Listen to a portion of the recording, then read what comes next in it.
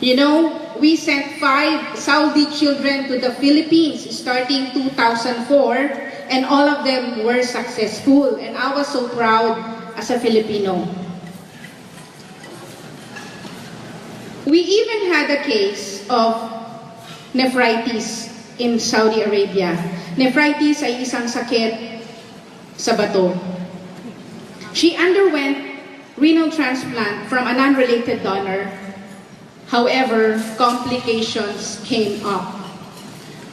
Arij had to undergo several sessions of plasmapheresis. Yung transplanted kidney niya ay nag-form ng antibodies sa katawan niya. So the antibodies tried to kill the new kidney. Thank God our Dr. Majid Ufi were able to save her kidneys. Other cases that we were exposed in the ward were coronavirus, as you all know. Ang camel po ang binagmulan sa Saudi Arabia. We also have cases of lupus. Anencephaly po, yung nasa picture, mga batang ipinanganak na halos walang brains. Ascites secondary to liver failure ang cause ng mga lumalaking tiyan, even at birth, dahil sa congenital causes. Chemotherapy drugs were given to our patient who had leukemia. Ang masakit po sa mga manggagamot kapag binabantayan namin sila, you watch them die. Even if they have free medicines, free chemotherapy, most of them suffer. It made me thankful that I was in good health because these drugs actually made them suffer more. Tama po ba? It was a painful experience. May mga families dito who understands what I am saying because personally, I watched them die. Some survived, but with so much suffering. Babies born with abnormal kidneys have to experience dialysis even at the age of 1 month just to survive. But you know, they eventually die of infection and multi-organ failure. I was assigned in pediatric general ward, pulmonology, as well as the surgical ward. We were taking care of cases after operation like cleft lip, palate, after repair. They were all congenital most of the time. Nang ipinanganak, nandun na po ang problema. I was also working with Saudi dialysis technicians and American respiratory therapies. We used to bring patients in the airport either from outside Riyadh or going outside Riyadh. Our rounds would usually start at 8 a.m. to 10 a.m. every morning from the ICU down to the emergency room with our Saudi consultants. You know, Filipinos are basically happy persons despite bad experiences. We try our best to show and enjoy the fun of living as OFWs. But deep inside our hearts, we were taking care of children who were really in bad conditions. My life in pediatrics, though you will see, are very happy, but actually, we developed stressful conditions and toxic even during on-calls. What I got from 12 years to 13 years of this working condition is arthritis. I wasn't able to wear high heels like this before. I had vitiligo on the left side of my face. Autoimmune po iyon. Migraine and stiff neck. Even my husband developed arthritis and he cannot eat foods, as you know. He was having joint pains most of the time. It was actually painful to leave the hospital after 14 years of service because they have been my family during those times. So what we did before we left the country of Saudi Arabia, we did medical missions to the people in the Philippine Embassy, Bahay Kalinga, as well as expats without legal documents. But we encountered cases that you don't like to hear. So after coming to the Philippines, I have been working in Insular Life as medical examiner, where my mom also works. But when God calls you for a purpose, you cannot refuse it. You have to follow it. Global Marketing Director Ma'am Pem Mendoza, thank you for this punchline. Because when I listened to God's dream in my heart, to face the lifestyles mission, my life has never been the same. So why did I become a lifestyler? The blessing came from a heart attack. My father had a heart attack in May 2013. He was in Parañaque Medical Center for 5 days in the ICU. 5 days din po sa ward. When I came from the airport direct to the ICU, he was on dopamine and dobutamine po. Sa mga medical professionals, nurses dito, yung dalawang gamot po na yon, kapag tinanggal mo sa tao sa ICU, hindi po siya mabubuhay. So he was critically ill and I was ready for the worst. This picture was taken actually 1 month after discharge. However, I thank God for sending my lifestyles angels. My angel uplines, Ma'am Letty Madlangbayan and Ma'am Soli Madlangbayan, all the way from Cavite. I don't know them that time, but they brought these miracle products into the hospital. Mission, and it actually saved my father's life. 500,000 po ang angioplasty. Nakasave po kami doon. 10 days after discharge, my father was actually seen swimming in the clubhouse. Kapag post-discharge sa ICU, at ikaw ay isang manggagamot, titingin ka sa tatay mo, anong nangyari sa'yo? 10 days nagsuswimming ka, okay ka lang, Papa? Malakas ako.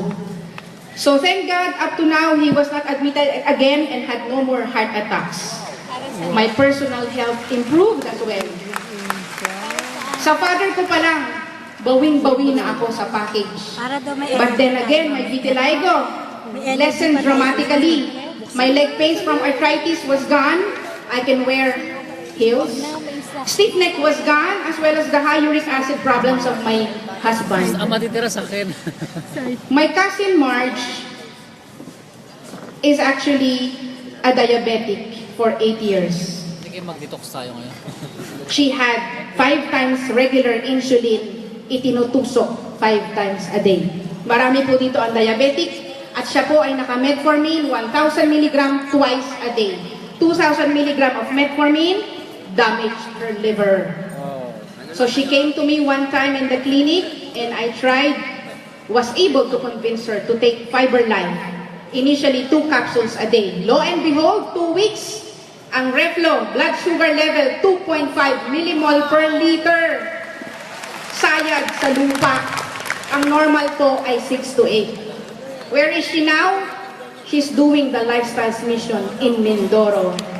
And she already has 4 downlines. I just wanted to help my cousin and it made a lot of miracles. My mother is also a downline and she's having a good time with my child because she has been a blessing to our family. Our father did not undergo any operation ever since, and she is a blessing to our group because she is doing a good job unconditionally. My better half, Mr. Marlon Vergara, through thick and thin, he's my husband. He hails from Balagtas, Bulacan, sa lugar po nila NMD 11 de la Cruz. He has shared the mission to his family. The turning point in my life came June 2014 when I came back in the Philippines. My child had tonsillitis. And it made me realize, hindi ito tungkol sa akin. I have to share the mission. My angel was highly febrile with severe colds. Nagnanana po ang tonsils niya. That time, namumula siya, nilalagnat, tuloy-tuloy, nagsusuka. Literally, as a doctor, that was the first time I knelt down sa Panginoon. I begged Him to save my child because it was then that I felt that only God's unlimited power can help me. Hindi ko po siya pwedeng i-admit sa hospital kasi hindi ko siya mapapainom ng intra sa loob ng ospital. Kukontrahin ako ng ibang hindi naniniwala. Doon ko po na-realize yung mga magulang na may mga sakit ang mga anak na hindi malaman kung saan kukunin ang ibibigay na gamot. Marami kang ang pera pero hindi mo alam kung saan mo kukunin yung gamot. Mas tulungan mo lang yung anak mo. Doon lang ipinaramdam sa akin ng Panginoon na gagawin mo ang business. Tinapik ako ni Lord kasi kailangang i-share mo to sa iba. Alam mo, kaya mo siyang pagalingin sa intra. With just 200 ml, in less than 4 hours, tanggal ang lagnat ng anak ko. Tanggal ang sipon, tanggal ang pamumula. At hanggang ngayon, wala po kaming hospital visits. Thank God. Lagnat lang po ang sakit ng anak ko nung time na yon. Paano kung ang sakit ng anak mo ay lymphoma, cancer, or rare cases such as this one? A mother in Bulacan, Miss Laarne de Dios, has a child with glucose 6-phosphate dehydrogenase deficiency. In layman's term, kulang po ang red blood cell niya ng isang sangkap. Kaya kapag kumain siya ng bawal, ng almond nuts, ng soya, ng soybeans, dudugo ang anak niya. Sa lahat po ng kaso namin sa Saudi Arabia na hinawakan, wala po kaming ibinibigay na lunas, kundi blood transfusion lang dahil dumudugo. Lo and behold, after taking intra-juice in just a few weeks, glory to God, we found the cure. The child is very normal. Umakyat po siya ng stage kanina sa NMD 11 de la Cruz celebration. That child is very normal. He's taking almond nuts, he's taking soya beans, he's taking adobong manok with toyo. This is a testimony. And this is not an ordinary lagnat.